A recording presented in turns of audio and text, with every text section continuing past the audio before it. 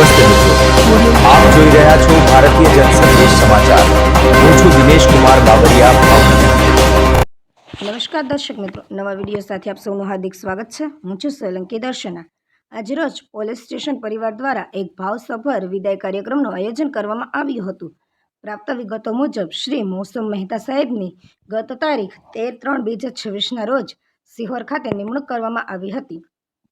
અહીં તેઓના નિયન તાલીમ સમયગાળો સફળતાપૂર્વક પૂર્ણ થતા અને આગામી વધુ તાલીમ અર્થે તેઓ આજરોજ અંતેથી છૂટા થઈ રહ્યા હોય સિહોર પોલીસ સ્ટેશન પરિવાર દ્વારા સન્માનભેર વિદાય કાર્યક્રમ કરવામાં આવ્યો હતો।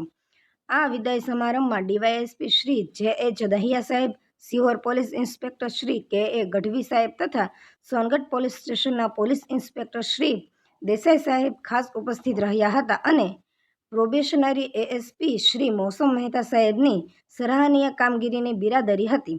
આ પ્રસંગે ખાસ ઉપસ્થિતિ રહી વિદાય લઈ રહેલા એએસપી મૌસમ મહેતા સાહેબને પુષ્પગુચ્છ અર્પણ કરી સન્માનિત કરવામાં આવ્યા હતા અને તેમની આગામી ઉચ્ચ તાલીમ તેમજ ઉજ્જવળ ભવિષ્ય માટે હાર્દિક શુભકામનાઓ પાઠવી હતી। કાર્યક્રમના અંતે પોલીસ સ્ટેશનના સમગ્ર સ્ટાફ અને પત્રકાર મિત્રોએ સાહેબશ્રીને ભાવભરી વિદાય આપી હતી। અહેવાલ સતાર મહેતા, રિપોર્ટર જીતેન્દ્ર સોલંકી, સિહોર।